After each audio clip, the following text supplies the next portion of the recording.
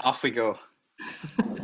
Welcome back, everybody. This is Night Flight. I'm Judith Koba, and today I'm here with Masaki Miyagawa. Once again, very happy to see him. His website is akaida.com. He has a wonderful YouTube channel as well, that is Akaida TV. Yeah. And now, without further ado, Masaki, welcome. So nice to see you. Hey, Judith, I'm glad to be back. And now we're really in it, right? I think this is the third show we did this year. It's like by the next time it'll be like mushroom clouds, you know. Yeah. Before we jump into our topic at hand, you gifted this little pyramid to me, which I love so much. And okay. And this is next to my bed. For a while before this came, my dreams were pretty much flat. I had the impression I'm no longer dreaming. So then this came along and wow, it changed immediately. But now, right, the last couple of days, I have to say, Masaki, oh my goodness, I'm dreaming and dreaming and dreaming, and I feel as if I'm glued to the mattress.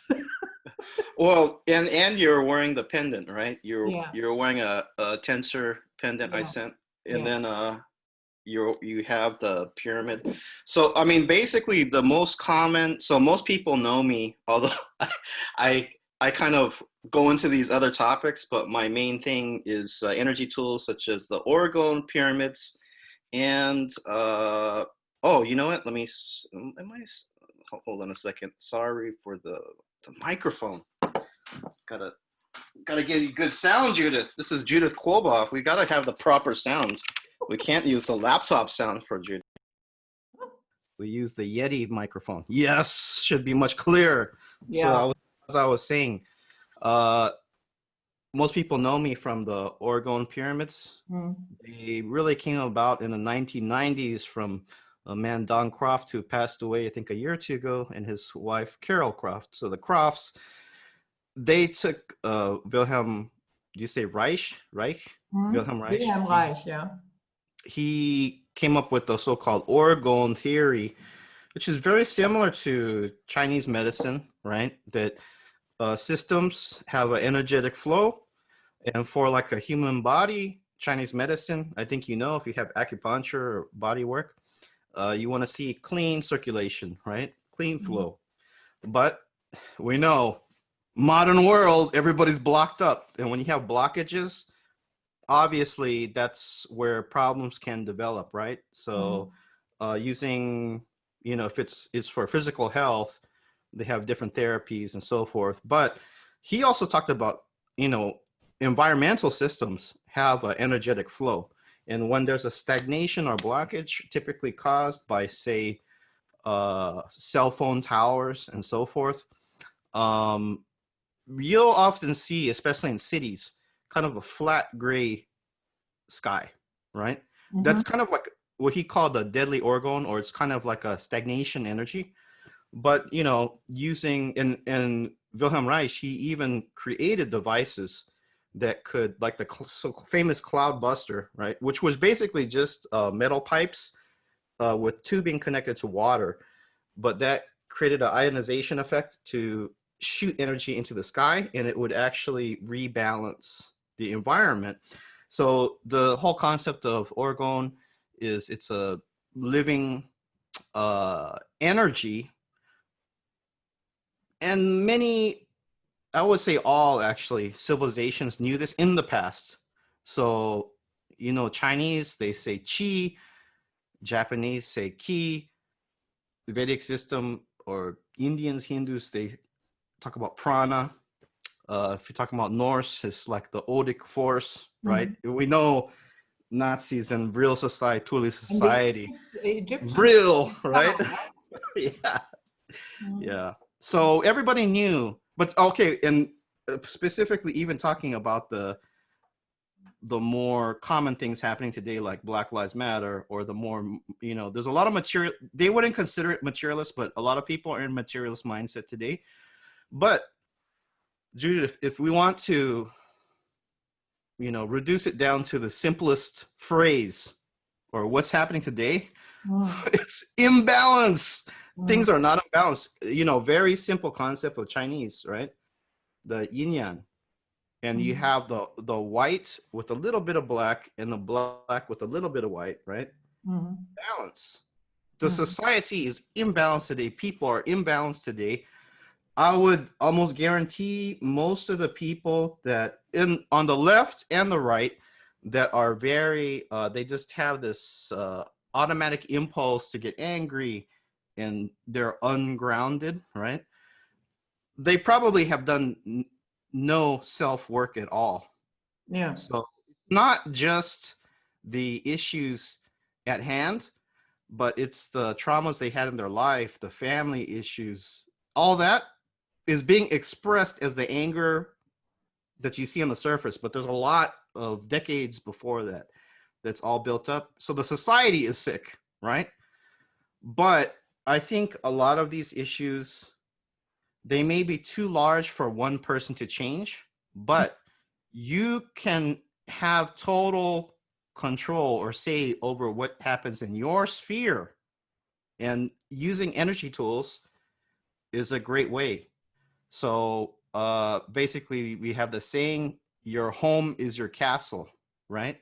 Well, you could say, in my space, if it's your house or your apartment, in my space, I am sovereign, I am free, the energies are harmonious, and just like in the martial arts, I know how to flip the energies, right? So that's one of the great things about energy tools. Is not rocket science. Actually, if you think about it, this is actually relatively crude. It doesn't come from a factory, it comes from my hands, right? A lot of people have been making these over the past 2 decades, and it's just plastic resin, metal particles or metal shavings, quartz crystal. I also add shungite for extra power. But you were talking about the dreams. Well, it basically, you have these energy tools, and I would especially recommend wearing a pendant. It ramps up the energy in your space, and you start getting pushed into, what people call like the dreamscape, So, and I can tell you, I've been working with these tools since 2016, so, 2014, so that's like 6 years. And the effect is subtle. As far as like the better sleep, that's the most common one. If it's a properly made tool, you will notice in the first day or two, but usually the first night you'll notice, especially if you put this on your bedstand and you can reach out and touch it, it's definitely within range, but there is kind of a subtle effect of, I look at where I started and where I am now and the level of the devices that I'm making.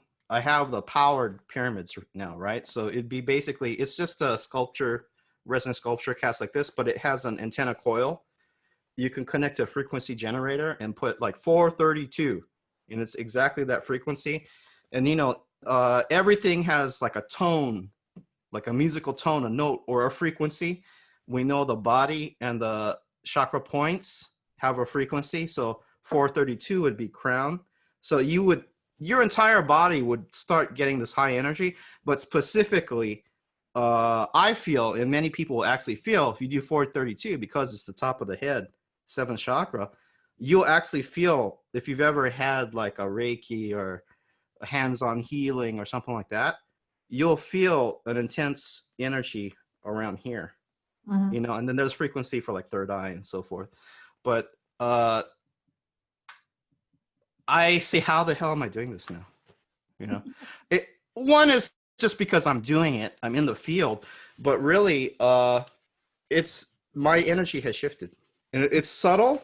But then, see, this is also a thing, because many of us that are talking about the things that we're talking about, and I would have to say, Judith, that I really appreciate you and your show, because this is not entry level what you're talking about. You're not giving the people, your listeners, baby food, and I'm sure that many of your viewers are practitioners in their own right and so forth.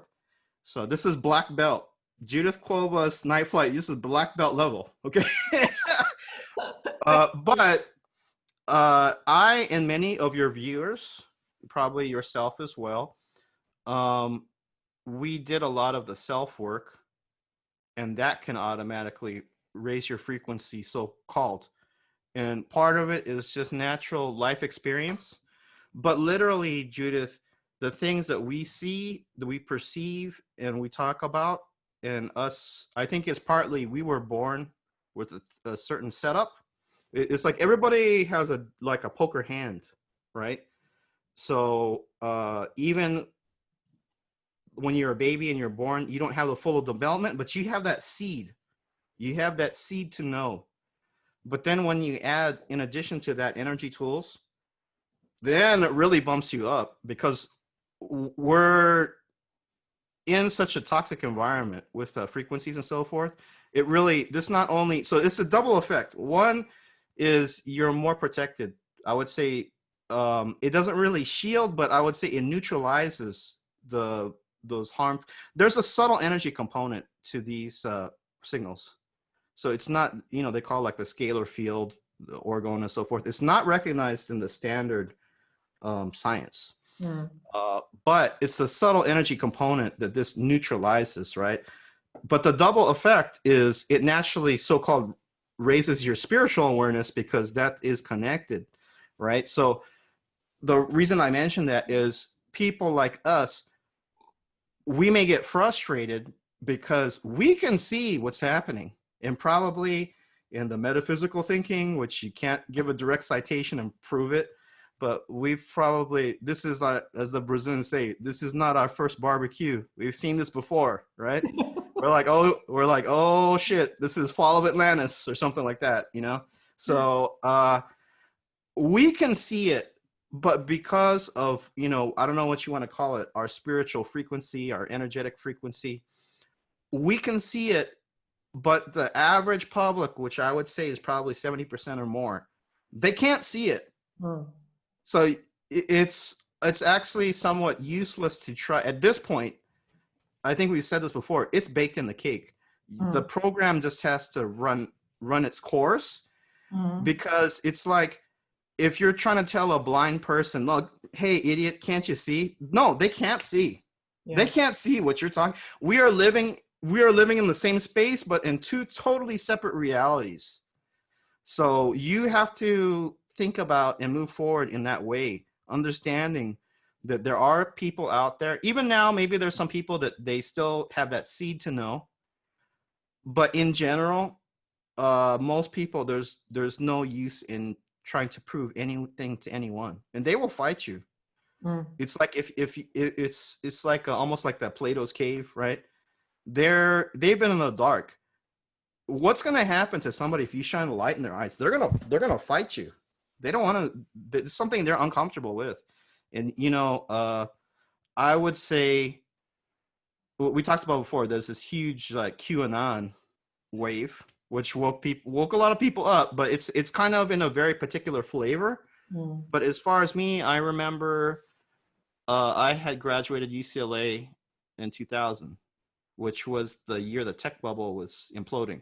And I had it in my mind, I'll do web stuff, couldn't find any work. But in that time, because, Judith, when you have no money and you have all the time in the world, you have a lot of time to think.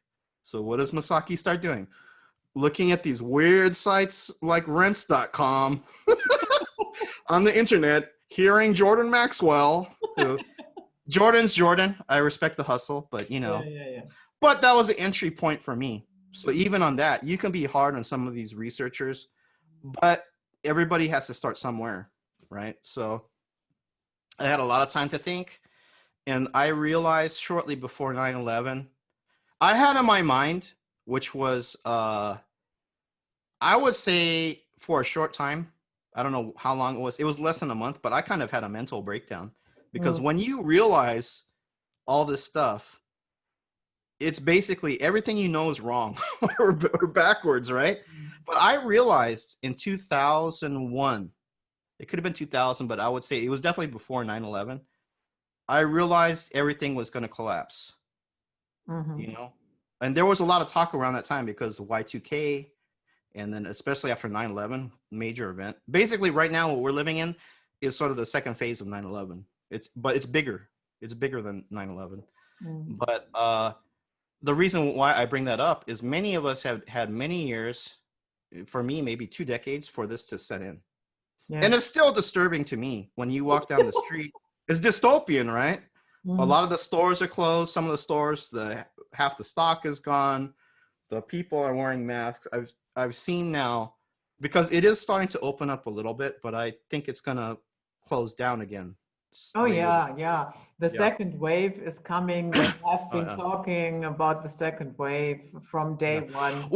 Well, you know, one of the things about, I don't know if you noticed, but all like trust the experts, Judith. Trust the experts.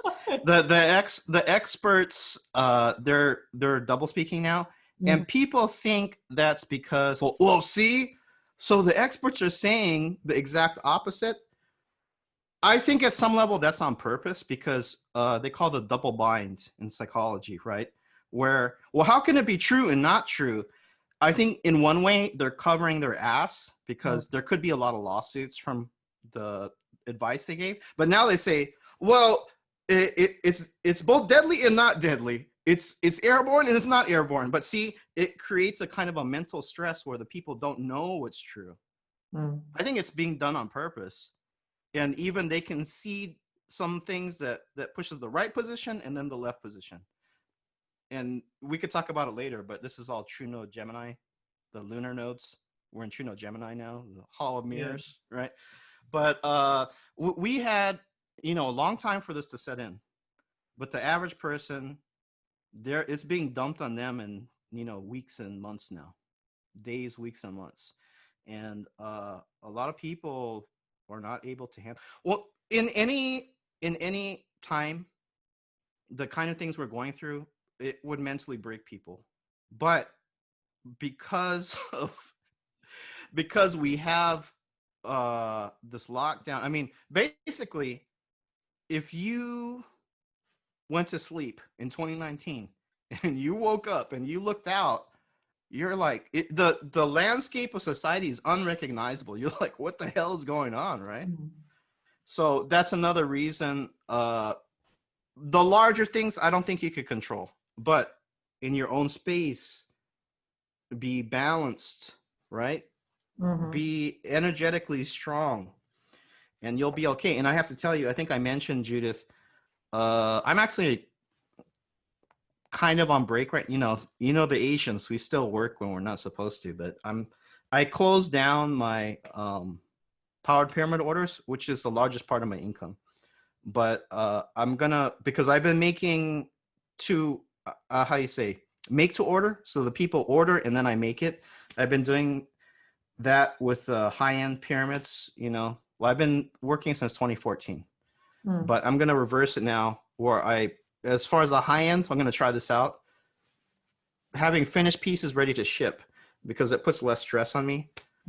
And True Node Gemini is a time to try different things. And if it doesn't work, we could do it another way, but trying to switch up my workflow. But I've been talking to people in the so-called esoteric and metaphysical realm. I know at least 24 people that are doing very well in a total economic collapse. So that's another thing. It's like there's a position where it's like, woe is me, the world's ending. And it is ending in a way because the old thing is dying and a new thing's being born, right? And then there's the far end of like, if you just do yoga, you can get anything you want. I just manifest it. Well, that's unrealistic too. It's somewhere in the middle. We are living in a general playing board, but you can shift it, within that you can kind of shift it, and each person has their personal setup, right? So there's some amount of play, but to say that, I could just manifest anything.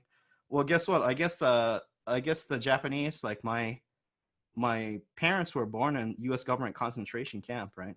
They put 120,000 men, women, and children in concentration camps in America in World War II, right?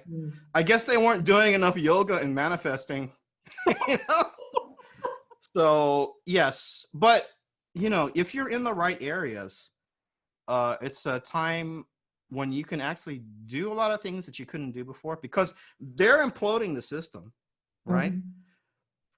This is what a lot of the protesters out there, they don't realize is they are being used as a tool to accelerate the implosion. Exactly. Because you need it to implement a new system. You have, just like the 9/11, the Twin Towers of Jacquin and Boaz, the Masonic towers, you have to implode them to implement or reboot it into the next system. So we're in the process of that now. But in that implosion, the old structures are breaking apart. That's an energy release. And there's spaces that you can move into that you couldn't have done like 6 months ago. So that's the positive part. So, and I mentioned this last time, I would highly suggest, if you're interested in, have been doing readings, this is a time, if you're interested, start doing more, because that may become a side job, or it may even become a big part of your career. Mm-hmm. Because look at right now, everybody's affected. The client pool is unlimited, and they need help. They're not getting answers from the standard, system. So, and if you're a good reader, it can actually provide answers that the people need, and they can't get other places. I've also thought, Judith, that because everything's so unstable right now, that if it comes to a point I cannot make or ship pyramids, then this is what people should be thinking.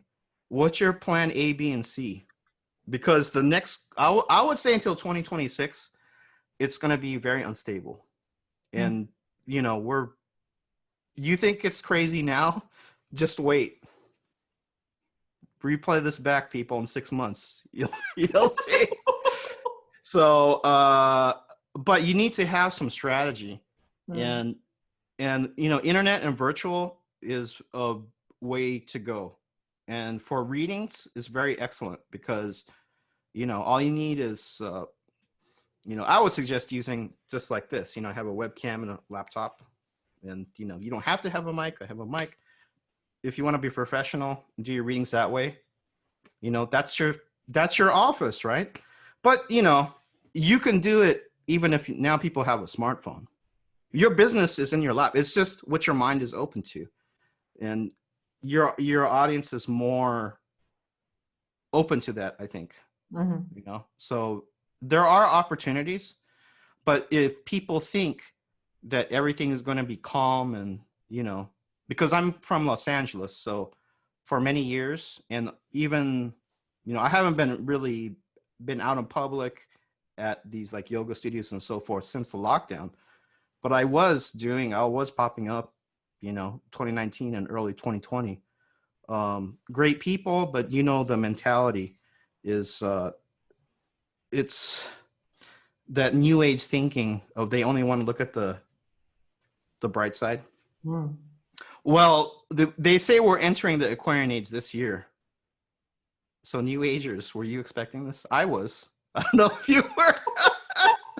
Right? Because you're talking, any age, when you're coming to the shifting point, it's a great turbulence. It's chaos, right? And then also, they would never say this. The new age types would never say this. But Trump is very Aquarian. He's a Gemini, but he has Sun conjunct Uranus. Uranus is the ruling planet of Aquarius. So Trump is a chaos magician. Yeah. So, he is chosen by God to be there at this time. And he may be gone before people expect it. That's coming too. I don't know if you've looked into that, but his astrology is very bad going into the end of the year. Yeah. So he may be taken out. It may look like a heart attack or something, but if that happens, it's going to kick up 10 times what's happening in the States right now. Okay. So Yeah. Yeah. We keep that one on the shelf and we'll observe the situation. Yeah. So Yeah. now I was thinking, you know, many people are really at a point, we have had it somehow. And so, some of us are, let's say, asking the question, why in the world did I come here? What made me do that? Take this stupid assignment. And I see, you know, some people are really ramping it up right now. They are doing more shows, more videos, and others I see they are, yeah, almost throwing in the towel, telling me I'm tired. I don't know why I'm doing this. So what's going on here? I mean, we are all hit by the same energy. Why is it that certain people act so differently or react so differently to it? Well, I think the landscape of internet has changed. So when, you know, Alex is Alex, but when Alex Jones got banned, that was a major sign, and it's becoming more and more restricted. So I think that in general, even if that hadn't happened, the age of conspiracy and the alt research is kind of coming to a close. Okay. Yeah. And there's always time to keep looking into things, but I think I've said this before on your show. Now's the time to go operational, to be proactive, and use the knowledge that you. So this is another thing too. We just had it in us that we're just into this weird stuff. We don't know why. We're somehow attracted to it. And there's sort of a continuum, right? On the one end, you have the UFOs and the My Labs and the real weird stuff. On the other end, you have more of the healing arts, right? And it's a continuum. If you start from the healing side, you're in it long enough, especially the energetic, fields, you'll start seeing some weird things. And then it connects to the far conspiracy side. But if you hang out in this far conspiracy side, which is, because I used to go to a lot of conventions and so forth in the early 2000s. I would never go now because it's so toxic and this. Oh yeah. You're basically in a live experiment or something. There's all kinds of cults, weirdos trying to get at you. If you've never been, you can go, but just be aware. But I would never go myself now, especially those. You probably heard about Contact in the Desert. That was like Yeah. when you're like hours away from anywhere. It's like the perfect setting, right? And a lot of people have reported things happening. But I used to go to these conventions, and I would notice it was like 99% men that were into the hardcore conspiracy about aliens and stuff, right? Then you go to the, whole life expo, usually at a hotel convention room or whatever. A lot of women that are more new agey, but they're into the healing arts, And I came from the hardcore conspiracy side where it's like, oh, Federal Reserve, it's the bankers and all this. And then you're like, oh, it's not just the bankers, they're Freemasons, right? And they're like, oh, it's not just Freemasons, there's these ancient bloodlines. And oh, now it's interdimensional entities. And, it just keeps going and going, right? But you know what? You can start at that point, but eventually you say, oh, and I'm messed up too. And now I have to do my balancing. And really, a lot of the answers, they come from inside. Because and this was a big debate in the 1960s, which were sort of for U.S. For America. What we're experiencing right now is kind of a combination of the 1960s, but with the American Revolution combined, or maybe it's two scripts that they've meshed together. But it was a big debate in the 60s. You had the people that were super political. And they thought, this is the way to make a change. But then you had the people that they went more internal. And they said, well, it's just about self-development, and this is what. But some of those people they call navel gazers, right? Where it's like, well, I just stare at my navel and do my mantras, and especially now with The Secret, right? I just manifest what I want. It's kind of somewhere in between, but I would definitely say that it's probably more valuable, at least to start from self-analysis, because so many of these things they're too large to change. You know, how many people are in the Black Lives Matter rallies? Some of them, they're like thousands, tens of thousands. And I would say there's probably not one person that's going to listen to what you're going to say.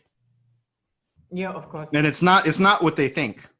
And we could talk about that too, because my family circles here in Los Angeles, they were in the circles of people, what they called the movement in the 1960s and 70s. It was because you had the Black Panthers, right? But then, you know, America is racist. It's a Cancer country. July 4th, 1776, right? So Cancer sign rules family, tribe, nationalism, borders, but it also rules racism. If you know any like white nationalists or like the Black Hebrew Israelites, to a person, if you looked at their natal chart in astrology, they're going to have some strong Cancer aspect. So America, you know, it's baked in the cake. It's in the blood of America, this racism. And, you know, based on the Anglo system, there's no more racist, you know, system than coming out of the British. This is not that against the British people, but the archontic system that was set up there, that's controlling the world, you know? So the Zog machine, when you talk about that, it's really the British Zionism. That's the complete term, because it's run out of UK. And the World Center of Freemasonry, the Mother Lodge, why is it in England, right? But yeah, so I would say, you know, the self-development, and just take care of your basics. You know, like everybody has shoes, I think, right? Like I was saying, Canada, or if you're in the northern climates, you better have a winter coat, or otherwise, what are you doing, right? But people should really get some energy tools. Pyramids. You know, mainly, I don't have the basic pyramids as much anymore, but I am making small runs here and there. So I just check in with me. I may have some, but definitely tensor tools. You can look online. There are certain classes of tools you can get, and it's only going to continue into the future. The frequencies are going to keep ramping up. So it's just something, you know, like if it's raining, better have an umbrella, right? Well, if you have 5G and they have 6G, 7G lined up coming, you better have some kind of energy tool, because you're not going to be as hammered, you know. If you're right up against a 5G transmitter, you're probably physically still be affected in that way. But what people don't know is it's not just what's obvious. There's a subtle energy component to these frequencies. So like if you have, I don't have my cell phone with me, this is a EMF meter, but like when you're talking on the phone, it's not just the time you're on the phone and the signals hitting your head. When the phone is off, that imprint of that chaotic energy is still on your body. And that's when the cells cannot communicate. And that's when problems like cancer can develop. But if you clear that energy, it reverts back to normal. So when you have high energy tools, it basically keeps your energetic system more coherent or ordered, just like a crystal has a crystalline lattice. There's only two directions. There's higher levels of order and coherence, and then there's entropy and breakdown. In a holistic system, you need both, right? Because look at Americans. We build up more and more, and we're like fat, right? So you need to like sometimes break down. But when you have things like cell towers and so forth, that's just purely chaos, you know? And look what we're moving into. You don't think that the chaos in society we have isn't somehow connected to the increasing levels of these archontic electronic signals, right? So I was thinking, are we looking at a kind of deliberate destruction Oh of yeah. the USA? Because with the lockdown, that wiped out a lot of small businesses already. Mm-hmm. And then what they couldn't scoop up there, now they are burning it down. Yep. So, as you said, it seems to be accelerating this entire breakdown of the old Mm-hmm. age and Mm-hmm. the new age.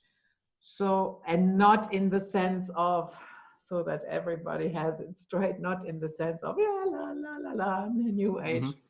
That is not what I mean. But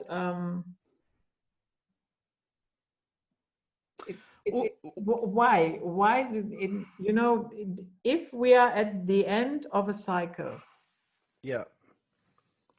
and we are, so wouldn't that be naturally um, grinding down, falling apart?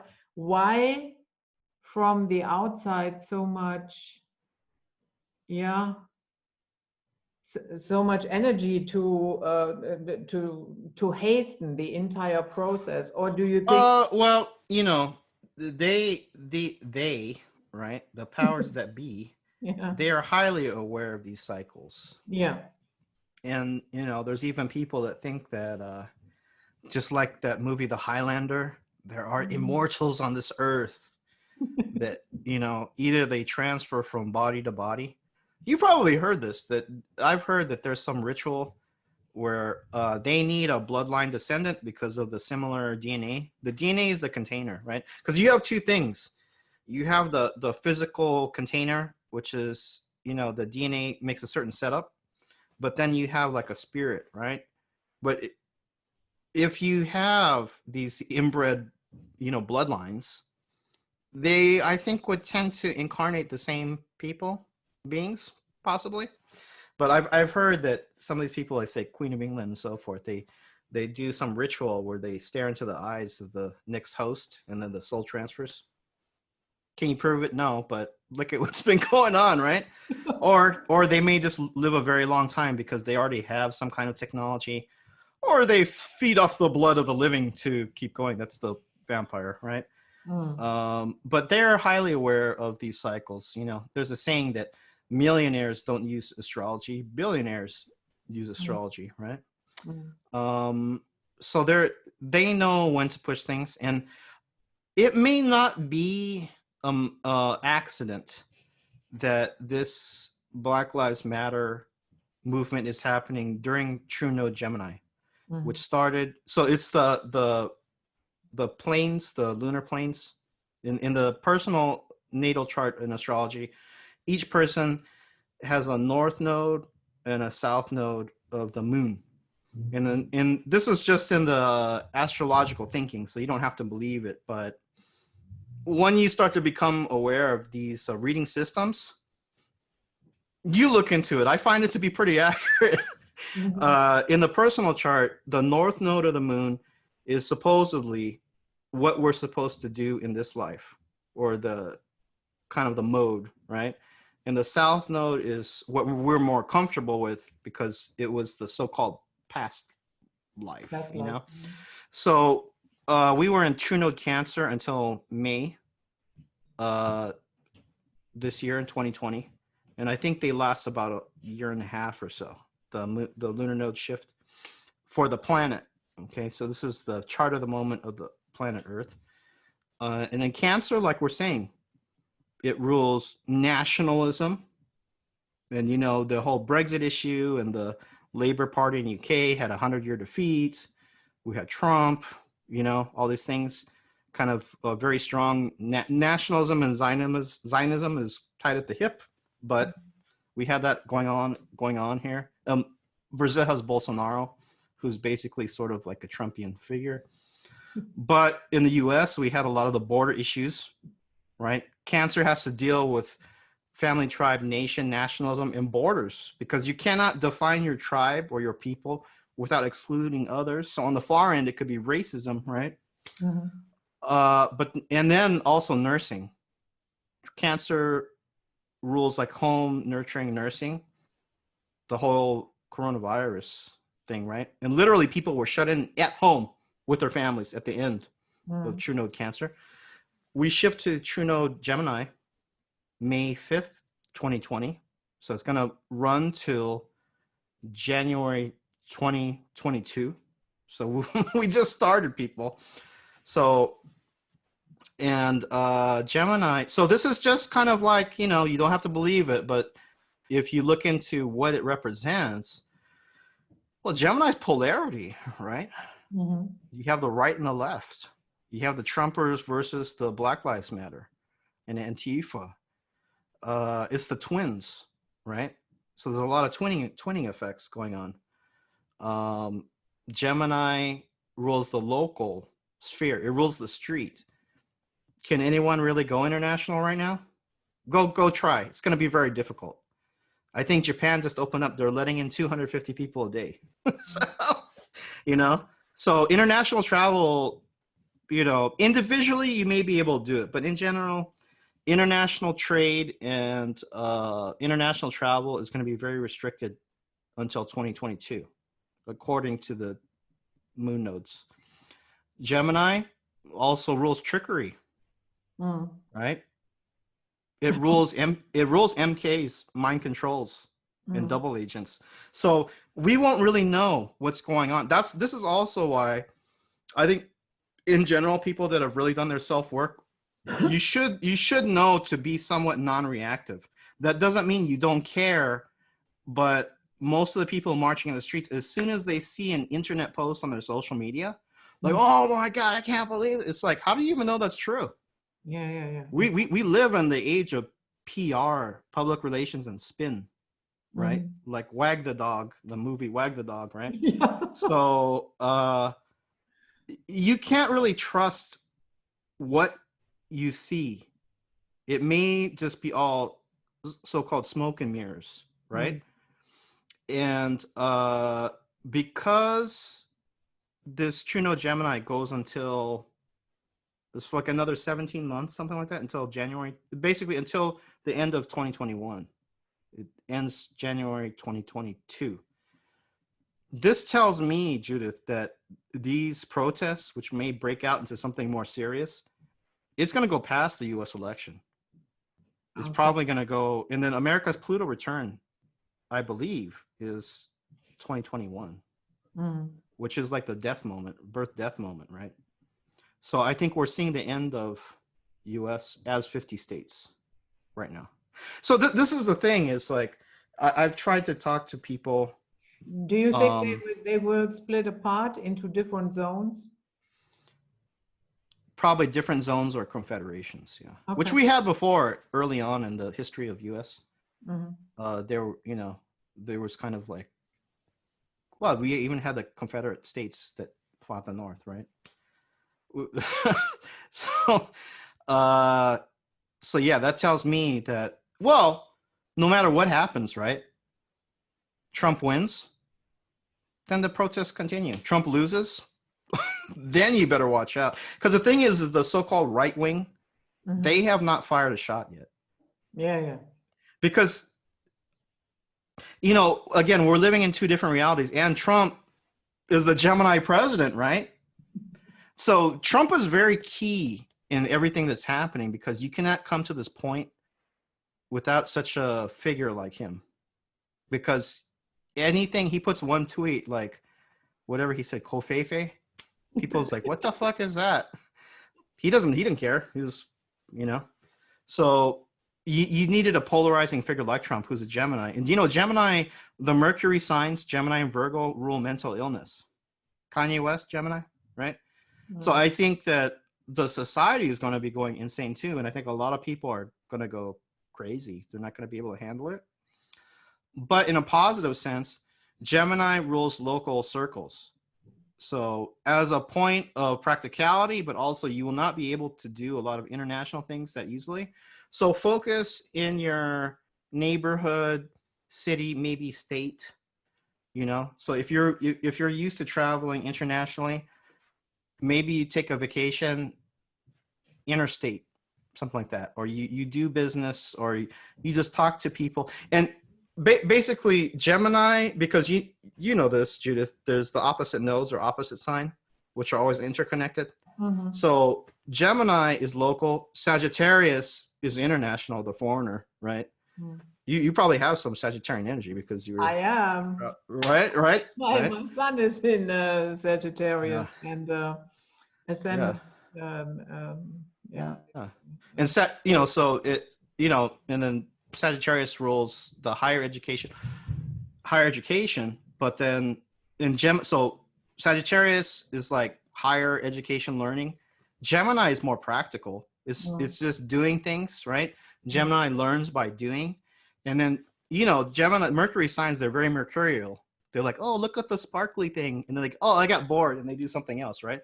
So it means try, day to day, things are going to be unstable. So don't plan too long. The Mercury signs, they're very mutable, right? No form. So try different things. And then listen to other people, because some of the best ideas could come from circles that are around you. We can't know everything. Sagittarius is very high-minded, where they also try a lot of things, especially when they're younger. And it's funny, they're very preachy, but trust me, they got in a lot of trouble when they were younger.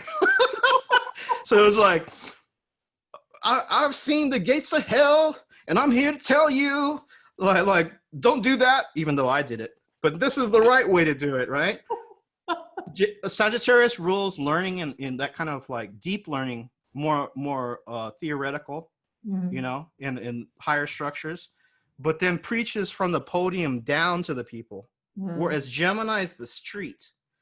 It's equal level. So that also says, especially for people in your audience, because we're naturally interested in these things. You try to do something as simple as posting publicly, like say if you're on social media, on your page, well, see, CDC says this now. Fauci changed his position. You tell me what kind of traction you get with that. It's probably going to be none, and you're going to get hammered for it. So me personally, I would just leave it alone, because it's not the time for that. We're in the Gemini phase. Gemini's, right? I was saying hall mirrors, deception. Be the trickster. Memes and jokes are things that can be read two ways. That's a lot better for the next 17 months, So it's just one indicator, but it seems to very much, and this whole Black Lives Matter thing, it really started gaining traction right as we started True Node Gemini last month, right? So yeah, and again, my family circles were around not Black Panthers, but that kind of consciousness in the 60s. Because I don't know if you know this, Judith, but Los Angeles, even though now it's very so-called multicultural, from maybe before the 60s, it was one of the whitest cities in the U.S. It was one of the most racist cities in the U.S. So, there is a legitimate grievance, and America's always had racial problems. But I would say to people in Black Lives Matter who are mostly white, Black Lives Matter is a middle class or upper middle class white movement with a black face. And you know what Malcolm X said? He says, do not trust the white liberal. Malcolm X, people should know, famous political figure in the 1960s, right? He was coming out of a Nation of Islam, and he was a black nationalist. He did not believe in desegregation. And he said, do not trust the white liberal, because the white liberal can change their opinion at any time, or they can change their position. Whereas the racist, the redneck racist, they'll tell you to your face, I don't like you. But the white liberal will hide what they really think and present the clean social justice message. So he said, do not trust the white liberal. And this is, I don't know if the ethnics that are in Black Lives Matter have considered this, especially the blacks. They are being given a false sense of confidence because they're only 13% of the population. There's no way they can win any war in America. The black community, they don't have the resources. They're the least prepared. They're not, you know, they don't have any real strategy. This, you know, do I have to break it down? Black Lives Matter is like a funded organization. That's what they call AstroTurf, right? Yeah. So if the race war really breaks out, they're totally defenseless because they have a false sense of confidence. We have all these tens of thousands of people, Black Lives Matter. Wait till that first shot comes out. The white liberals melt away. Them good old boys with them guns, they're going to shoot to kill. Yeah. And then you're totally defenseless. And I think that's being done on purpose. The blacks are being put out there as a sacrifice. And, you know, you had some very good videos people should check out on your channel. So showing all these things like the take a knee is like an old Masonic pose. And I didn't see this one before, but the fists, you know, and then they had the Blackout Tuesday where everybody to show their support just put the black cube. You put the black square on your social media. That's nothing more than you could say it's the Masonic tile, which is again the polarity, right? You're just a chess piece. You're the pawn on the Masonic, you know, board, or it's the black square or the black cube of Saturn, right? Exactly. So Saturn worship, yeah. Are you gonna die if you post, you know, a black square on your social media? No. But if you keep going that way, I think, Judith, at some level, you of your own free will and volition are marking yourself as a sacrifice. Oh yeah. Don't you think so? Absolutely. Yeah. Yeah. So this is nothing against anybody, but do you understand what we're saying? Because it's based on your free will, you know? Yeah. And these people are, you know, they, again, 99.9% of people, they mean well. But some of the greatest crimes, the greatest atrocities in human history have done by people who thought they were doing the right thing. And, you know, they think they're doing the right thing. And like I said, America does have racial problems. My parents were born in the original FEMA camp, right? World War II. They put 120,000 Japanese men, women, and children in concentration camps in America. My parents were born behind barbed wires with, you know, they had guards in the guard towers with, you know, guns. And a lot of these places were in the desert or in the middle of nowhere. So even if you're going to run, where are you going to go? You know? But I think we are living in the US in the least racist time in American history. There's racism, but Americans should go to China if you're black and see what happens and see how you're treated. Or you go to Latin America.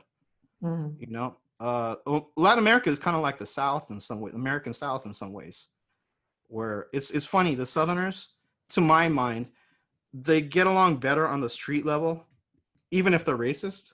They know how to interact on the street. And they'll tell you to your face, like the racism is more open, I would say. But the Northerners, and I guess, you know, I'm West Coast, Los Angeles, they have these high ideals about equality, but they don't know how to interact with other people at different class levels and so forth, you know, face to face. You know, they've done studies and it's come up again and again that the so-called liberals are actually more racist than the rednecks. Have you heard that? Yeah, it's just better hidden. Yeah, they just hide it. But, you know, the whole social justice thinking is inherently racist.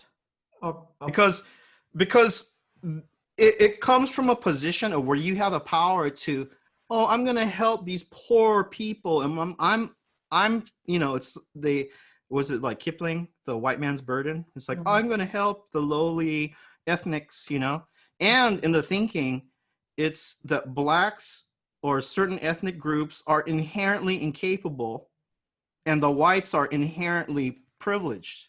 Mm-hmm. You can't get more racist than that. Yeah, exactly. Right. And then also,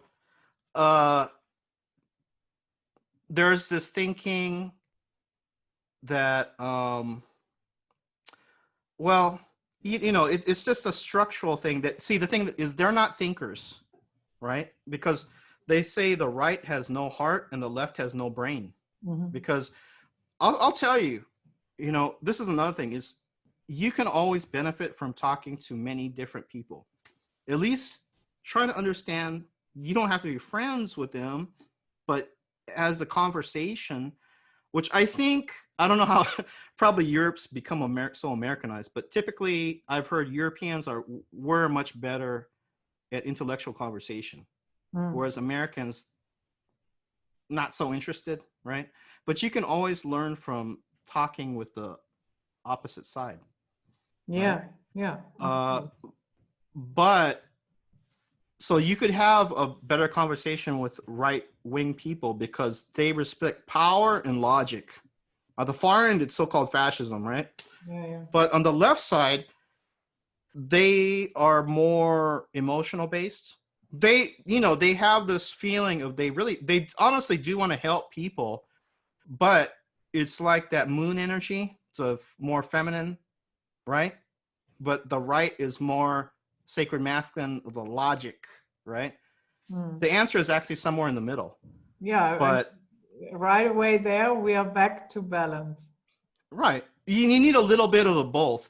But the thing is in a time we're in, if you have no need for facts, a lot of the left, they really believe that there's no objective reality.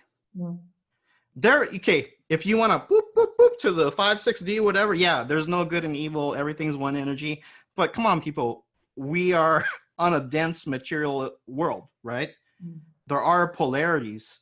So they would tell you, oh, there is no masculine and feminine. The sun and the moon are the same. Yeah, right. Are you crazy? It's like, no, you can't. Don't put your judgment on me. I'm whatever I say I am. Well, then you have no read of the playing board, the Masonic board we're on, because this is all a game, If you don't understand the rules of the game, and that you are actually playing in a game, you are destined to lose. So, and the thing is also the so-called left is not the left of even 20 years ago, because the left used to be anti-war. The left pointed out the military-industrial complex, the problems with the power structure. But something happened, especially in the US around the time of Obama, because he was in for nearly a decade. It was like 8 years. It put the left totally to sleep because they loved Obama so much. And Obama was, I think he's the first president in American history where they were bombing and killing every day of his presidency. Yeah. Right? So the mind of the left went to sleep. They became okay with war. They became okay with the corporatism and all this stuff. So the left, I would say my family position came from more of a leftist place. But the old left is, a lot of the old left are now in the so-called right. Have you checked out any of the black nationalists, like the Hoteps, like Hotep Jesus? Everything those guys say makes sense to me, So yeah, we're just in a time of great change, and I would say the better position is what's going to work, and how you can navigate and successfully project what's coming. Because a lot of these Black Lives Matter, and again, my family came out of those circles in the 1960s and 70s. And Judith, the real people in the movement was very small at that time. People, when they see the documentaries about the 60s, those hippies and those kind of things, there were a lot of people that were adopted the style, but the real people that were doing things was actually very small. And it was already infiltrated at that time. Yeah. It was already infiltrated at that time. Black Lives Matter is like 110% infiltrated, right? Mm. So, you know, I have put out some public free forecasts and so forth. And some people say I'm too negative. Yeah. It's not, but see, the best reading, it's not what you want to happen, it's what you see coming, right? If we only put out the so-called positive side, you're not getting the full picture. And like I said, there are a lot of opportunities. I think a lot of our people will excel and maybe even reach a peak of career or you know, reach new levels in this time against the general background of total chaos, right? But I think a lot of these, I'll say this, the general sentiment, if you took it out of the Black Lives Matter movement, I agree with America. It does have a lot of racial problems, but are we going to burn down the whole country and destroy the whole system? Yeah. Burning down the Wendy's doesn't change anything. Yeah. And you see these protesters, they see a light at the end of the tunnel, right? Yeah, that's the incoming train. That's exactly what I was going to say. That light at the end of the tunnel, that's that train going to run your ass over in about 6 months or less. Because you can say what you want, right? But the so-called rednecks, the white nationalists, and the preppers, they are prepared for post-USA. You ask any of these Black Lives Matter protesters, what is your position on hyperinflation and food shortage? Like, what? They have no position because they're totally unaware of what's happening.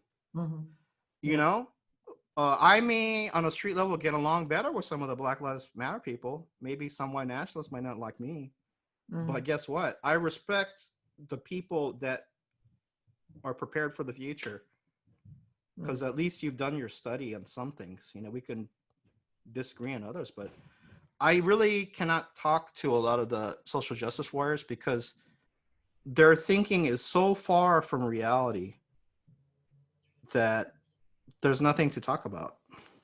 And they won't look at any anything that's outside of their understanding. They won't even look at specific websites. You know, they'll say like RT, that's Russian propaganda. It's like, well, an event happened. They just happened to report on it.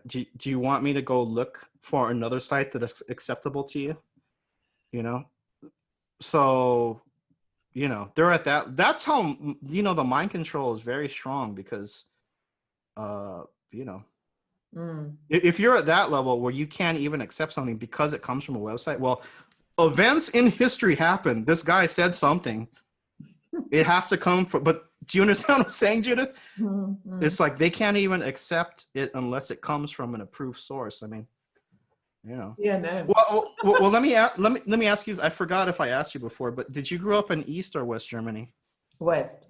West. Okay, but you know, because you're right there, the experience of the Soviet blocs, it was rough, man. Yeah. You know, you talk to people that came from Cuba, or I lived in China, and I was in China when it was opening in the 90s. Yeah. And it was not comfortable. I've been to Cuba many times. So yeah. Yeah. I mean, this is another thing is the Westerners and Americans in particular are so privileged. They don't understand how good they've had it. I don't care if you live in the hood or the ghetto. You have hot water. You know, many places in Brazil I've been, they don't have a water boiler. They have many places in Latin America. There's a shower head with 2 bare electrical leads that heat the water as it falls through. You know, and so they have this expectation they can do whatever they want, and they'll still retain what they have. Right? I would say this: Americans take stability for granted. Right? That's why people come to America. I used to do documentary film in the early 2000s. And so a few years after 9/11, I worked on a documentary about, because Japanese American experience, wartime, we were put in concentration camps. They weren't killing people, but you lost everything and you kind of like time out for 4 or 5 years, right? Mm. So the question was at that time, early 2000s, could this happen to the Islamic community or Muslims in America? So we interviewed, different groups, right? And there was this African guy, I can't remember what country he came from, but it was in a Saudi-funded mosque in Los Angeles. But he said, we're not trying to do anything bad. Muslims are like anybody else, but why do we come to America? He said, number one, most people, they just want to go to work, close out, go home, have dinner, and spend time with their family and not worry about people kicking the door in at 2 a.m. What's happening in America right now, right? Because everything's shifting, but especially, both sides are played, right? In the Masonic, the left and right is like two heads of the snake. But a lot of the leftist thinking is so authoritarian about, you can't read this, blah, blah, censor this. I don't know if you notice this, but well-meaning people from the more left position, because, Trump is Trump and he's easy to hate. But we had a lot of restrictions after 9/11 under Bush, who was a Republican. But what the left is saying now is equal to or even greater to the level of censorship and lockdown that the so-called right was imposing 20 years ago. Yeah. Because I've talked to people and they say, well, I don't like it, but I really agree about deleting and censoring fake news, especially about the virus. And certain companies with a G, a very famous search engine, they were going into people's files, changing things, deleting things. And I've talked to people and they said, yeah, nobody really likes it, but I agree with it. I think we should really, take care of these extremists and extremist viewpoints. Oh my goodness. Oh my goodness. So, just going back to what I was saying, I think a lot of the West is so privileged, actually.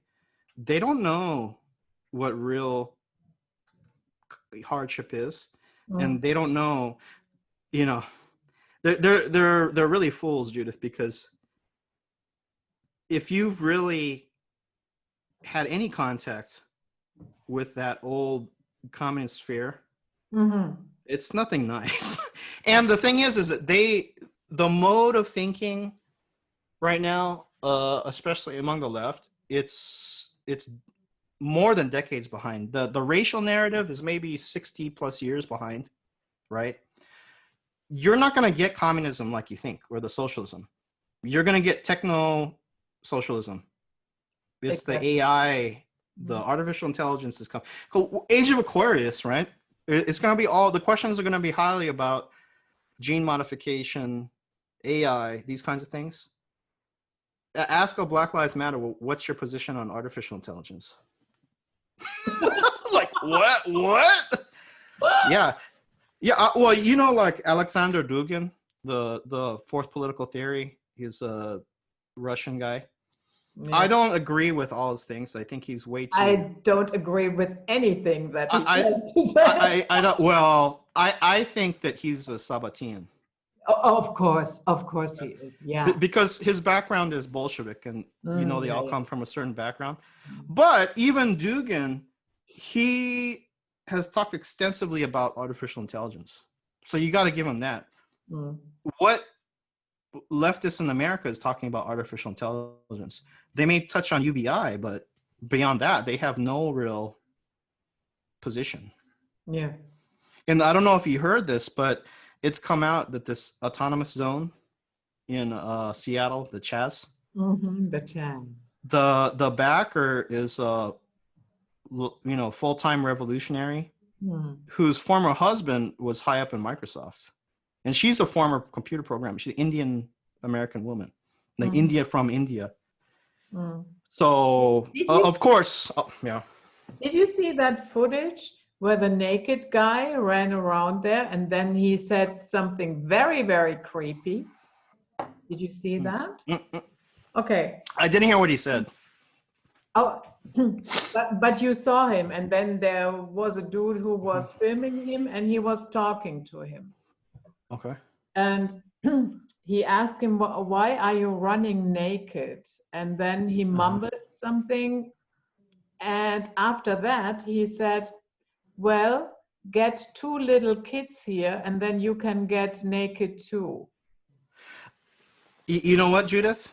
Guess what sign rules nudity? Yeah. Aquarius. Yeah. And also, at the same time, they harassed a street preacher, took away his property, knocked him down, that he is not allowed to preach the gospel there. So these are your anti-fascists. Well, you know, Age of Pisces is over. So, and especially the next year and a half, we were talking about True North Gemini. Sagittarius rules the church. It rules the preacher. And, you know, this is the thing, even though, I don't know, I feel a little uncomfortable saying this, but I think from, you know, my talks and appearances on Judith's show, I don't consider myself right-wing, but I lean more towards the right because if you take into consideration, this whole thing is imploding. The so-called trads, the traditionalists and conservatives, they're trying to conserve something. Whereas the left is it's that Sabbatian, it's called the millennial revolution, right? The millennialist thinking, millennialist cult of the unending revolution. They're just pushing and pushing without realizing that once you cross the line, there's no going back. But at the same time, the more conservative position, I also think is not the complete answer because we are moving into the Aquarian Age. So that kind of traditional family does not quite fit, I think. And then also America being a Cancer country, nationalism does not fit in the Aquarian Age. It has to be something else. Everything has to be reformulated. The powers that be are using this time to push it to their model. But I think maybe a superior position or something that could work is something like what your viewers are. They're informed, maybe not like at the extreme right or left, but taking some of these metaphysical principles, the deeper understanding, and then applying it practically, you know?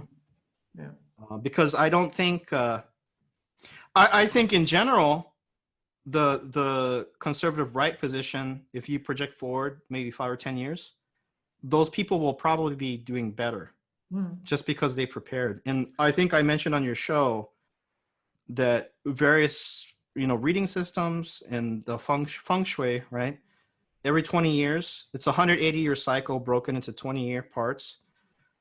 So it's 9 cycles. We're going to enter the last cycle, period 9, in 2024.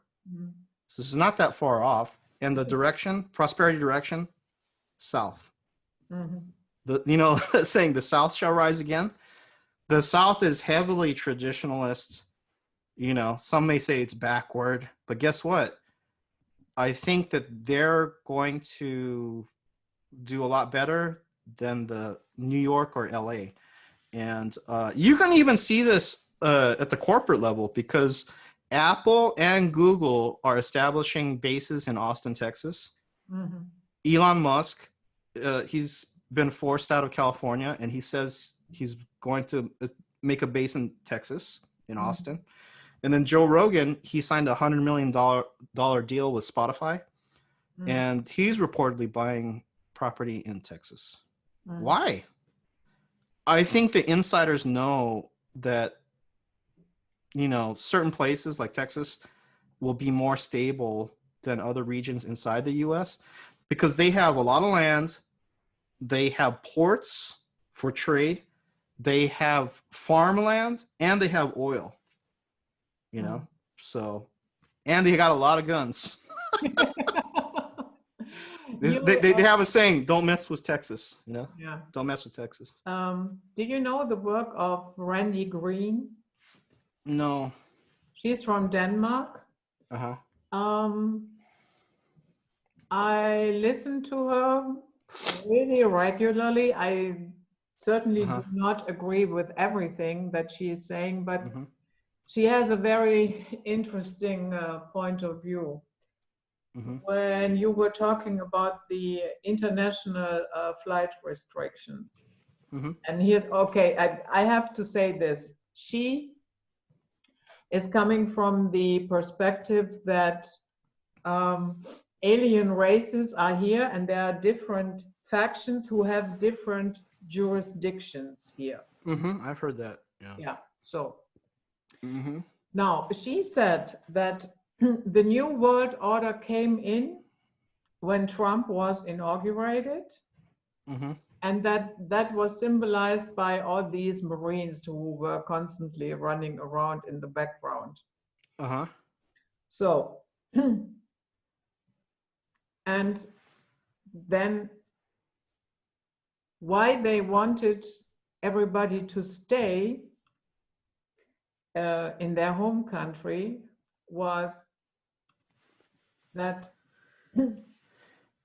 if, let's say I was born here in Germany, yeah? Okay, so I'm under a specific jurisdiction, depending on who is running the show here. Right. If I leave my country, I am prey, open prey, because I'm no longer under any jurisdiction. So under the old world order, it was forbidden to, you know, on the higher dimensions, to harvest those people who left their original jurisdiction. Right. And because that was one, she says that was one of the reasons why tourism was created. Yeah. And but now that Trump is in and the new world order is there, that fell apart. That, you know, there are always councils and contracts and what have you. So and because other factions were not happy with that this restriction is gone, that you can know that now you can harvest anybody that is willingly leaving their home country. So they came up with this idea and locked everybody down. So what do you make of that? Sounds plausible to me. I'll just say this, that we are in the harvest time. Yeah. If you know, I think your listeners know what I'm talking about, but for the average person on the street, if I say we're in the harvest time and you don't understand what that means, you better stop everything you're doing and go look it up, because basically now we're not at the end. It's not the end of the world, but it's the end of the world as you know it, right? Because at the end, they say at the end of the age, right? Or in the end times, which I read more as the end of an age, not the end of everything. But you know, in the biblical Christian scriptures or the Abrahamic scriptures, right? There's kind of a soul harvest. But, you know, it also goes to other esoteric traditions. A lot of patricians say this, but it's most well known today from the so-called Christians, right? At the end of time, it's like the chips are stacked up at the gambling table, and the debts are sorted out, and there's a kind of also a soul harvest, right? So when you put that together with the hundreds of millions of people that posted black cubes on their social media, kind of concerning. And I don't know if you saw this, Judith, but there have been a number of protests all over the world I said there's Black Lives Matter, Mongolia. They Mm-hmm. solidarity. But see, the thing is that most people are unaware. They mean well, so they're just trying to give moral support, right? Mm. You know, Black Lives Nepal coming soon. But there was a die-in, what they call die-in in Boston, 2 days after the Blackout Tuesday, where people posted the black cubes. But there was all these people, and they're lying down as if they're dead. Mm. In the harvest time, you're going to do this? I don't know what's going to happen to these people. I think a lot of people, yeah. During harvest time, you do not chicken out. Well, you know, the other thing is there's two positions, right? Okay, number one, this is a game. Mm-hmm. So you guys figure out what you need to do and what your strategy is and how you're going to move forward. Okay, we'll shelve that. But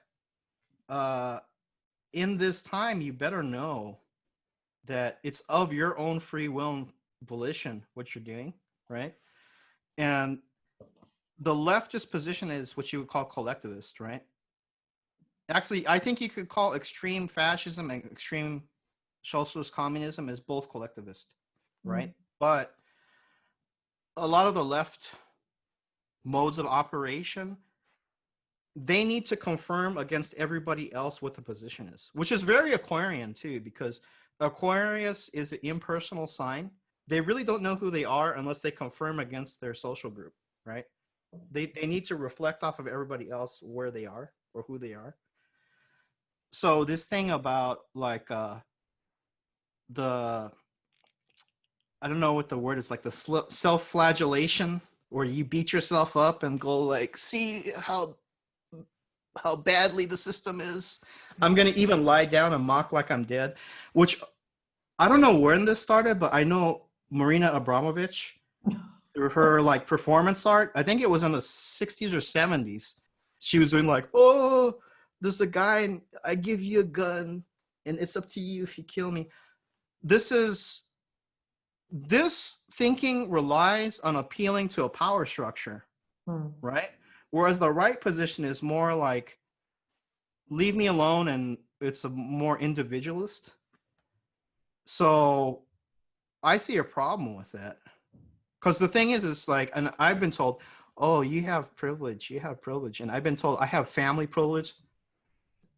When my mind, yeah, I have privilege because I come from a bloodline that's at least 400 years old. So F you. What am I supposed to do? Yeah, I know more than you. I've done my study. I don't think I'm God because of it, but this position is very weak, Judith. Like, what are you trying to do? Throw a stone? You have privilege. Well, what if the power structure doesn't give a fuck about that? You are totally crushed. You better have some method of resistance. Did the black slaves in U.S., did they go, the massa, he has privilege? That's no position. But I'll tell you this, Judith, because I think in this time it's good to not be so like pointing the finger, which is very Sagittarian, like preaching.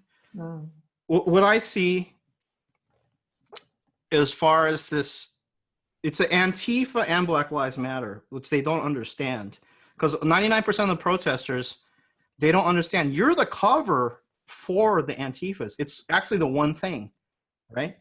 Because they say like, well, we're not here to like loot and destroy stores. No, dummy. They're exactly there because the organizers are connected to both sides, right? But what I see is the society is so sick and people have become so broken that it goes back to, you're probably aware of Albert Pike, who was the Grand Freemason, right? In the American Civil War times. So he was, I think he was the head of global Freemasonry at the time. And supposedly, I believe this letter may be a fabrication like the protocols, but there's a letter, Albert Pike to Mazzini on the 3 World Wars, right? So whether it's true or not, or whether it was actually written by them, it's a document that we can look at and just think about the bullet points, right?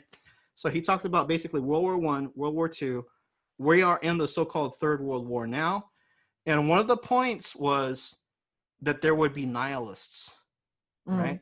And the nihilists, and I think he might have mentioned the Christians, people can look this up, but basically the sides go to war and the whole structure is destroyed, and what rises is the true doctrine of Lucifer, right?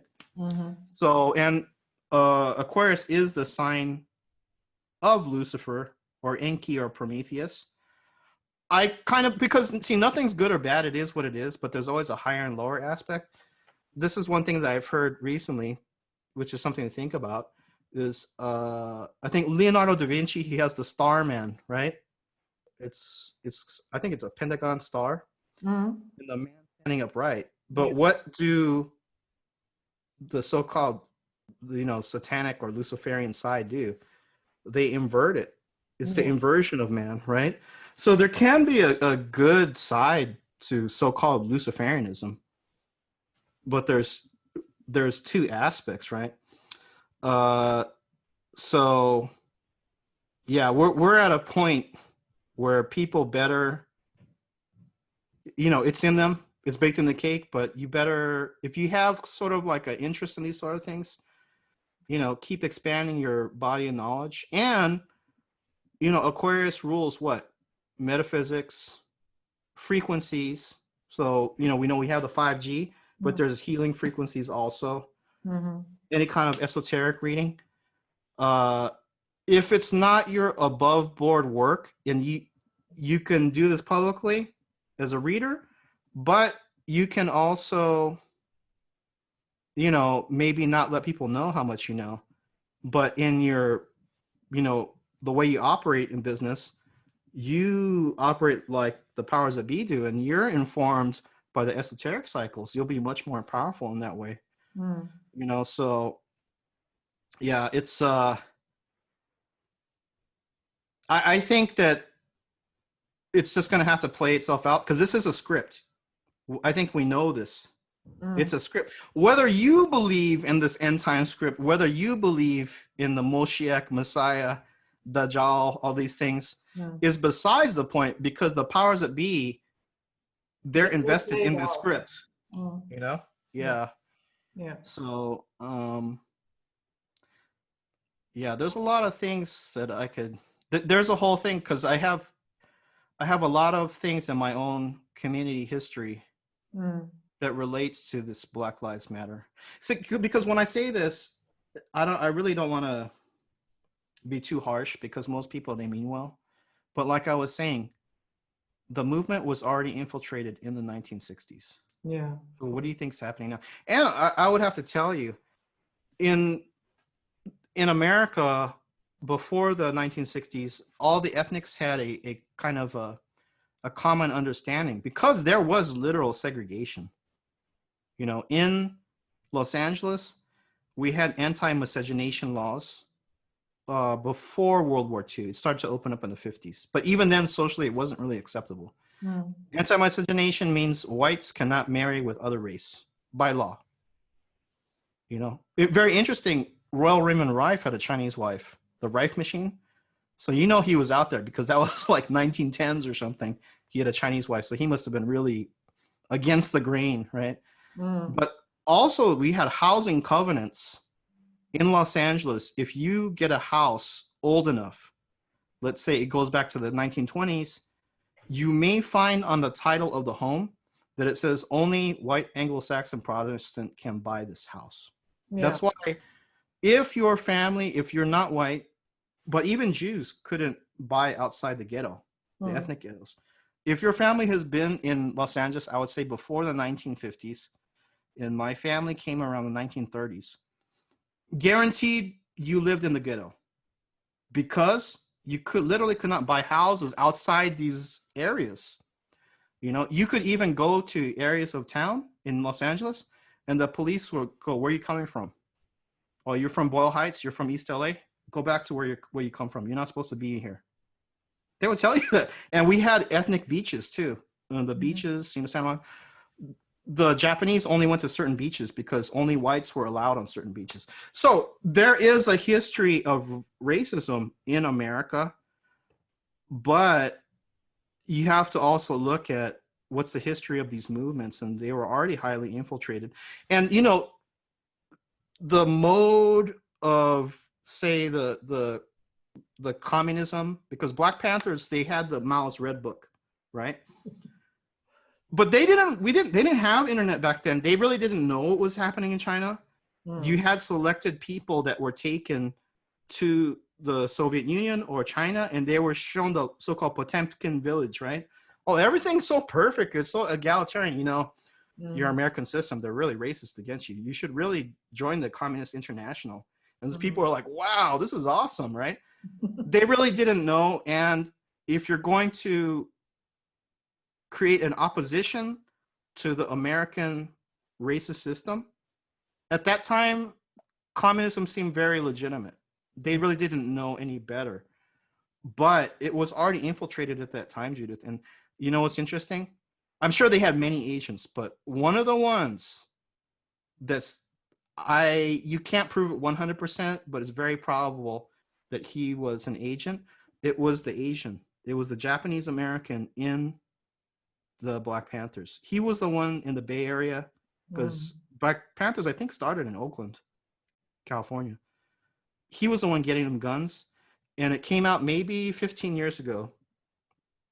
They had documents of him talking to FBI. He was an informant.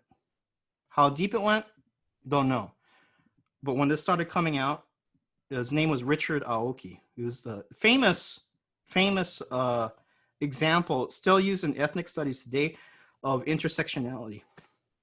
There's our intersection.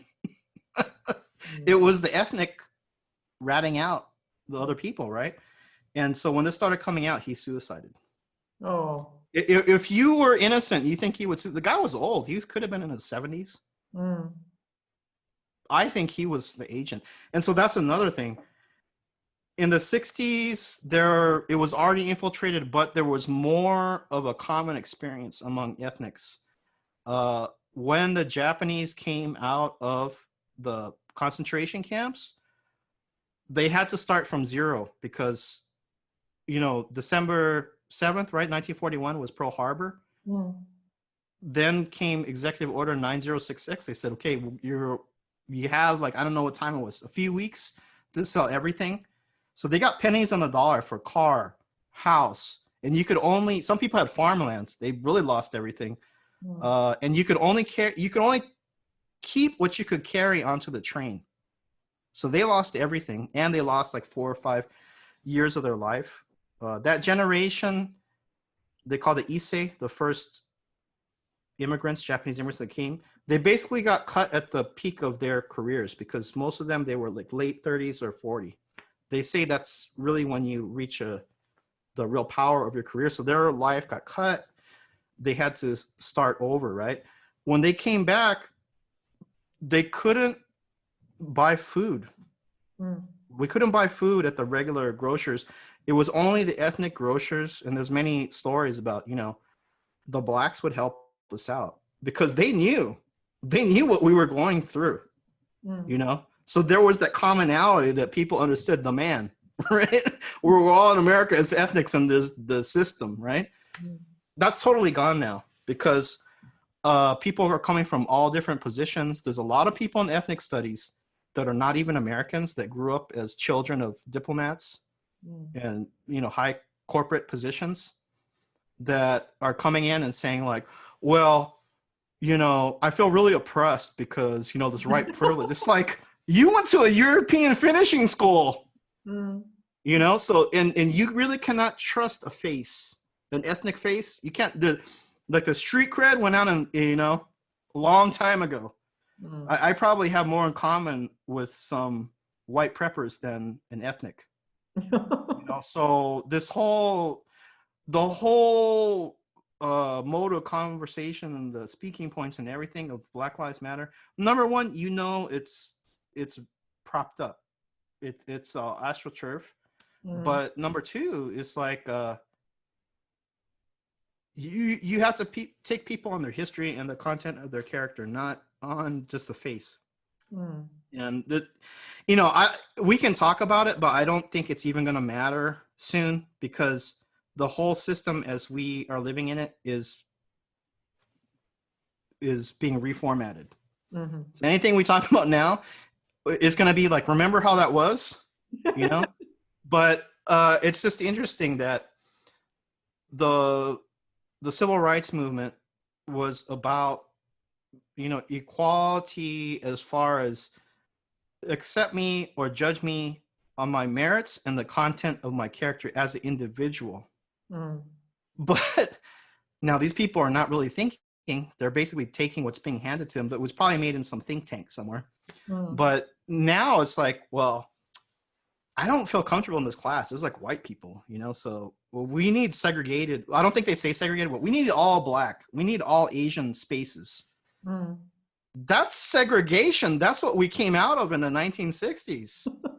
But, you know, the communitarian or like the collectivist thinking does not accept people as individuals. There's only categories.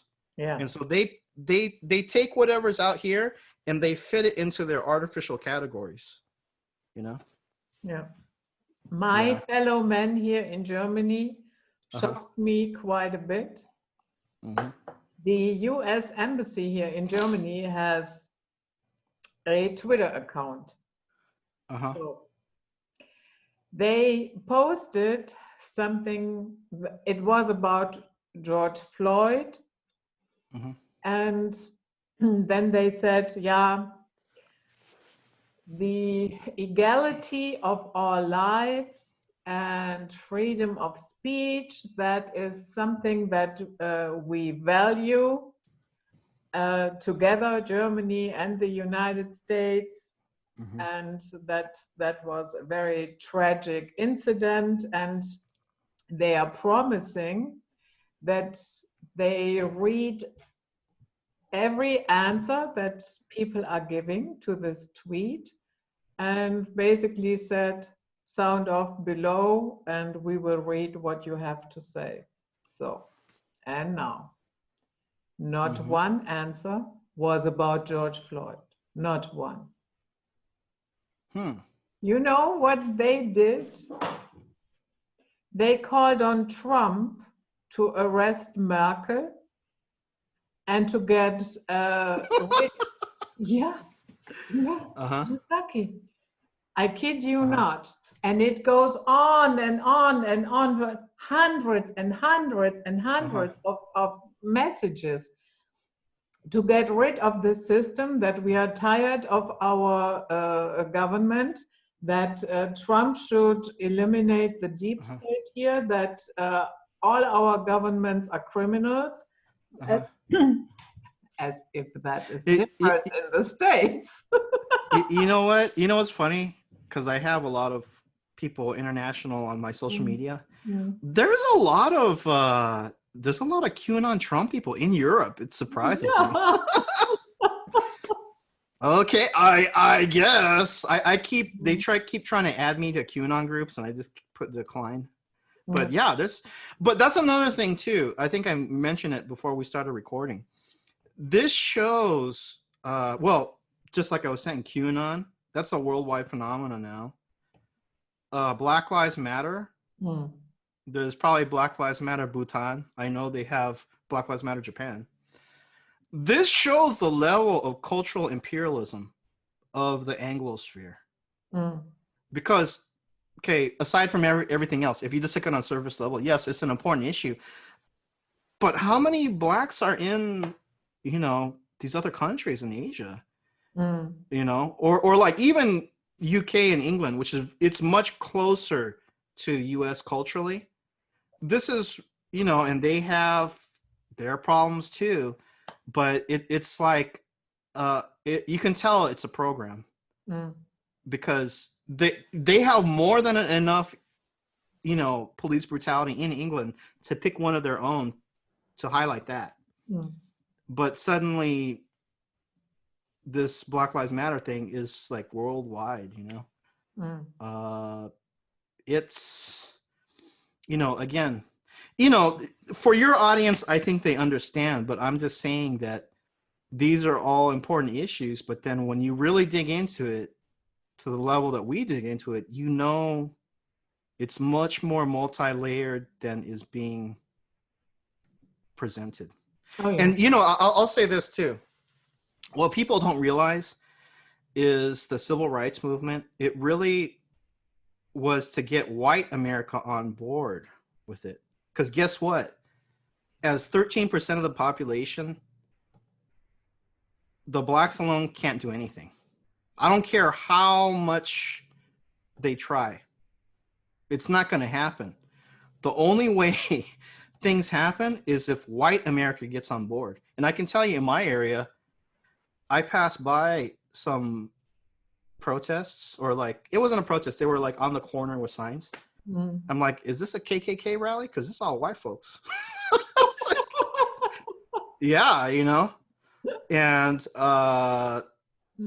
like I said, the black people out there, you better really double check the foundation you're on, because these white liberals they're leading you off the cliff.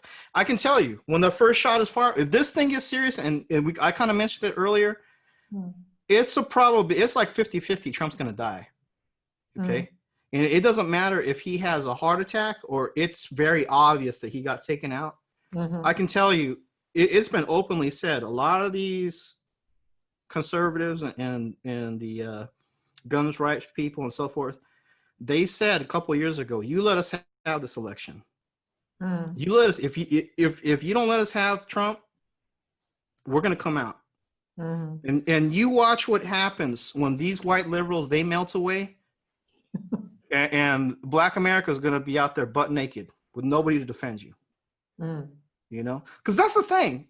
Okay, I grew up in a mainly white area in Silver Lake, California.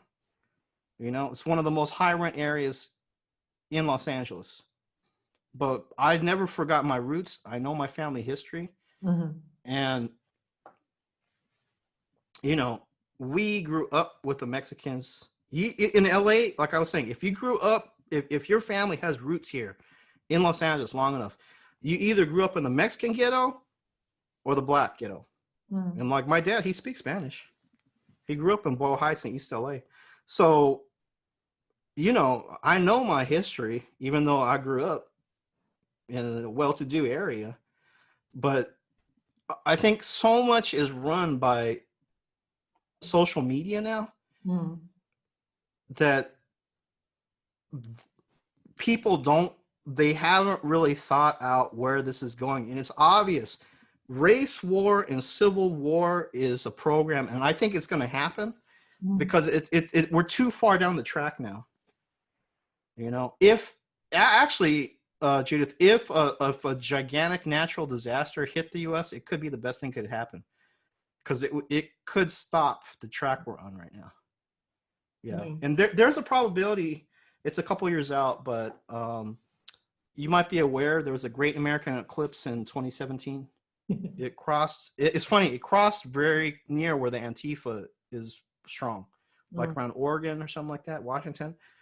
It went only through the U.S. and exited through the Carolinas. But in 2024, which is a major date in a lot of the esoteric systems, there's a mirror eclipse that goes the opposite way. And again, it only crosses the U.S. and it X marks a spot right over the Midwest. And we have a giant fault line, the New Madrid fault, which has produced like 9.0 earthquakes. I wouldn't be surprised if the U.S. literally cracked in half, because, you know, as above, so below. The people are so polarized now. Why wouldn't the people are completely split? So why wouldn't the country split in half? But if that happened or something like that happened, it could be the best thing that could happen, because it could stop this animosity that's going on right now. You know, people would go like, oh, we have other problems now. Yeah, that's that is surely one to watch, what is going on here right now, especially in your country. I was, you know, when Maxine Taylor said wait until May and then all hell will break loose in 2020. Oh yeah. And I thought, yeah, uh-huh. Yeah. Well, I think there's, maybe this is just, I have no proof for this, but I think there's something to it.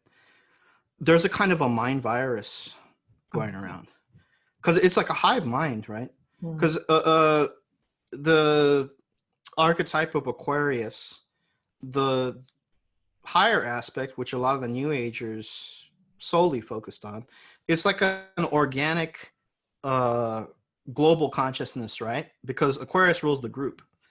But the equivalent on the lower aspect is kind of a hive mind or clone mind or the AI mind, right? And there's just such a rabid like hive mind I'm seeing with a lot of the protesters that is something that to my recollection, I don't remember in any other time that I've seen among people that I know or just online.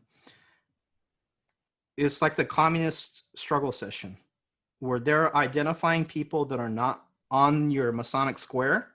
It's like, why aren't you posting the black square?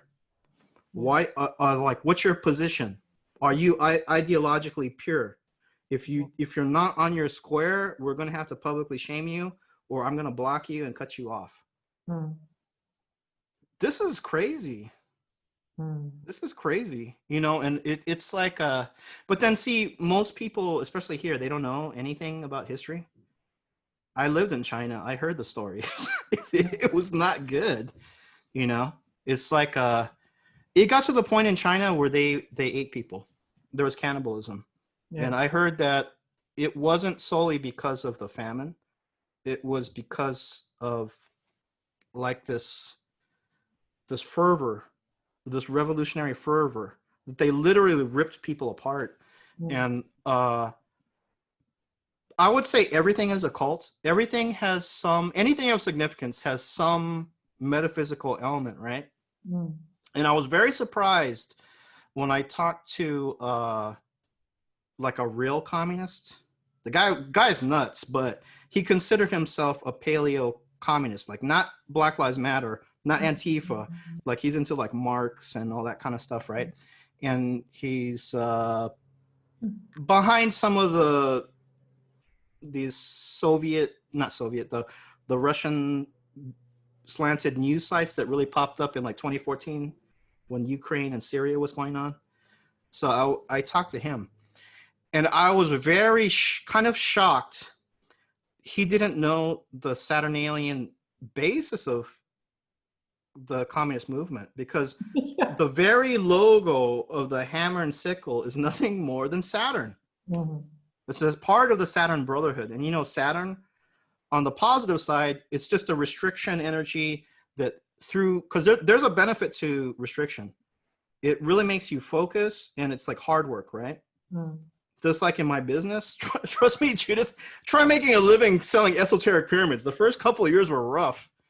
I'm at the taco truck saying, like, should I get $1.50 taco? Because I don't know. That's how little money I had. But another part of Saturn. But here, another part of Saturn is connected to sacrifice, because sacrifice could be hard work, right? But it could be literal human sacrifice and cannibalism, because Saturn is Kronos, right? Kronos ate his children. It's just known that there's the whole like pedogate thing, right? Eating the children is basically the pedo stuff, right? Yeah. So it's no surprise then in China, it came to the point where they ate people, right? They call long pig. That's human, So people are now devoting their entire lives to this movement. They have no idea where it's going. Yeah. I see multiple times a day now people posting Black Lives Matter and social justice stuff. So it's becoming a kind of a religion, especially when you see It's a big. There are moral victories that do not affect any hard change. Making the police take a knee, making white people take a knee. What does that do other than your own ego? And I was saying, there's always two signs. There's the opposite node. So we're moving into Aquarian Age, but the opposite node of Aquarius is Leo, right? It's a narcissistic sign. So I think you're saying so a dark side of Aquarius can be things to feed your own ego, but you can do it anonymously and not have the consequences, right? So you probably saw also there was one, and all these things are artificial. It's made to also enrage the right wing. This is all part of the race war program or the civil war program, right? But they had a Black Lives Matter event where they had they're probably the white organizers that are doing it, but they had white people washing the feet of black people. The feet is connected by it's ruled by Neptune Pisces, right? Which is, it's kind of religious, right? So the society has become so despiritualized that people have nothing of, they don't have church anymore, right? But these movements are becoming, it's a cult. It's becoming their religion. And you know that on the far end, it's not about logic. It's just about belief and conviction. So I don't care what you show me about CDC. I don't care. And it's funny, the same people that were so concerned about, the lockdown, they're saying, if you step a foot outside and say anything, you're selfish and you're a murderer. Yeah, but not because there were 1,500 doctors, so-called experts, that signed that this open letter that said that no, Black Lives Matter protests are not a threat to the virus gets inactivated if they say if it says BLM, but if it's only the ones who are protesting lockdown. But if it's the other protest, then the virus exists, but it doesn't exist if it's the BLM. No, that's. But I would say, because we're moving into a totally different program, different playing field, maybe you connect with people on kind of the other kind of ideals, like, that are expressed in your forum, Judith, or some of the more metaphysical ideas, because even the ethnic level, I don't know if that really applies so much today. I'll tell you this. Right now is Obon season. It's supposed to be Harvest Festival in the US. I think we moved it more towards the summertime, but it's a Buddhist festival, right? The people dance around a tower, and people playing taiko drum, playing flute. It's kind of like an All Souls Day. Like Mexicans, they have the Dia de los Muertos. Yeah, we have that here as well. So Obon Odori, or Obon, is the Japanese one, where you just think about they have the people's names that passed on a piece of paper, and you could see all the people from the community that have passed on. So it's just a time to give thanks. And in Japan, they still do this in Hawaii also. In Japan, they'll do a picnic in the graveyard. They have a picnic and they eat next to the headstone of the family person that died. Do you know it's not happening this year? Because of the lockdown situation? We had this festival in the concentration camps. We were still doing it. This is significant, it's just like, how big is it? Are people going to die? No. But I think it's really significant, Judith. Like, one thing that I think has a truth to it is your own ethnic traditions. That's only for your community. It's not for other people. We're not doing it this year. You know, so that does represent a change, because even in World War II, we were in concentration camp. We could do our rituals.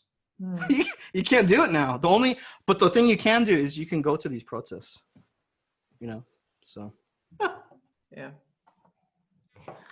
yeah. And as you said, it has so many hallmarks of Freemasonry, of Saturn worship, and other occult.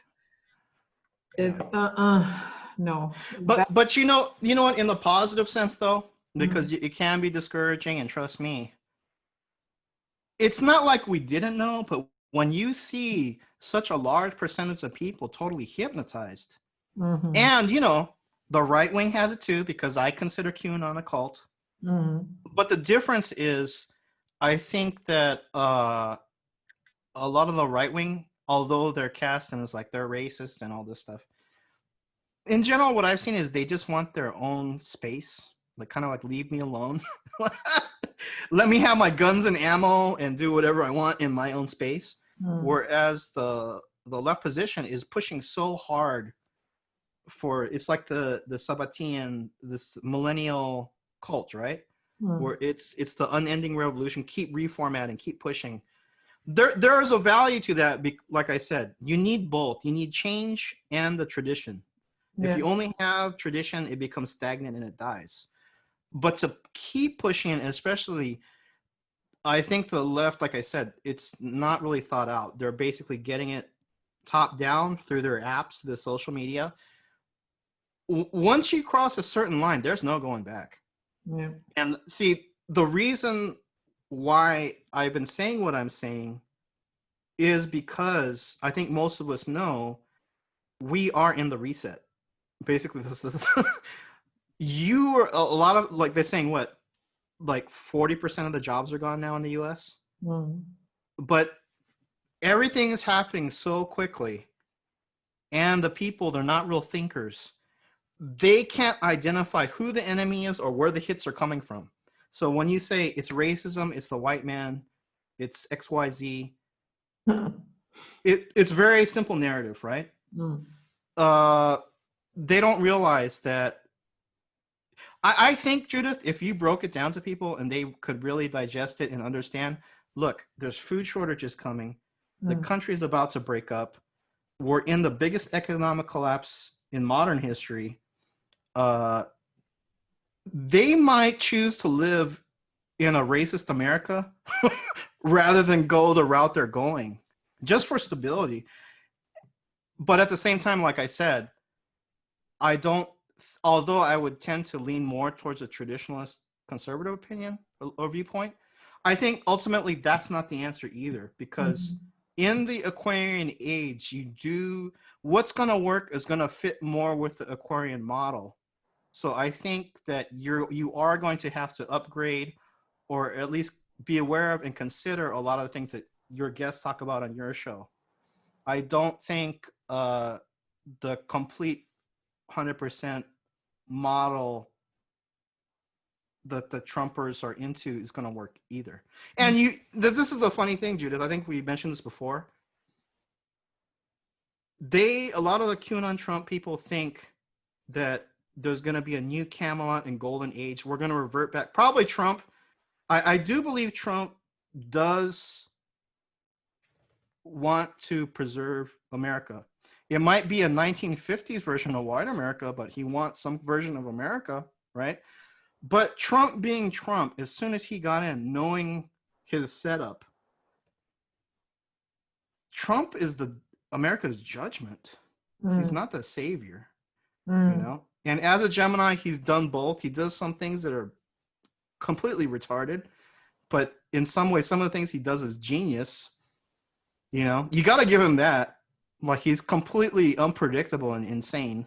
But some of the things, like when he took the hydrochloroquine, that was a master move, right? But him having Uranus, Sun conjunct Uranus, he is a chaos master. Trump came in with chaos magic, literally, right? With the Pepe the Frog, he was a 4chan president, right? 4 in numerology is Aquarius. So he is very revolutionary in that way, but he rides on chaos. If you know his book, The Art of the Deal, his preferred method is to throw a bomb in the room, put people off balance, then he'll kind of back off his position and make the deal, right? So he thrives in chaos. But what's that going to do to America? The more chaotic it gets, the stronger he gets, although he may exit the stage soon. So just him coming in, I think he's in tarot, he's the tower card, or he's the Trump tower, right? So I never saw Trump as a savior for US, and that's a lot of the QAnon thinking is very savior program, and it's very tied to Christian thinking, you know. But you know, everything has its time, but America's in its winter, not the spring. I think. Yeah. Wonderful. Thank you so much for coming, Masaki. Always a pleasure to talk to you. Yeah, I think I activated some Sagittarian energies because I grew up Buddhist, but I got the Holy Ghost. I had to let it out on Judith's show. but I'll just say one last thing. Although it was some heavy talk, I'm really seeing the metaphysical people reaching a new level.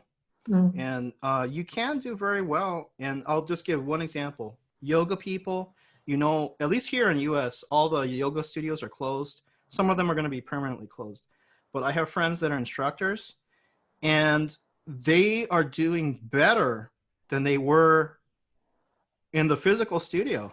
You know, because many of them have moved to streaming and they're doing Zoom classes.